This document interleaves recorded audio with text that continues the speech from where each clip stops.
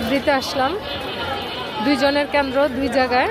রনিরটা হচ্ছে রোডের ওই পাশে, আর আমারটা হচ্ছে এই পাশে। আমি চলে আসলাম। প্রচুর মানুষ।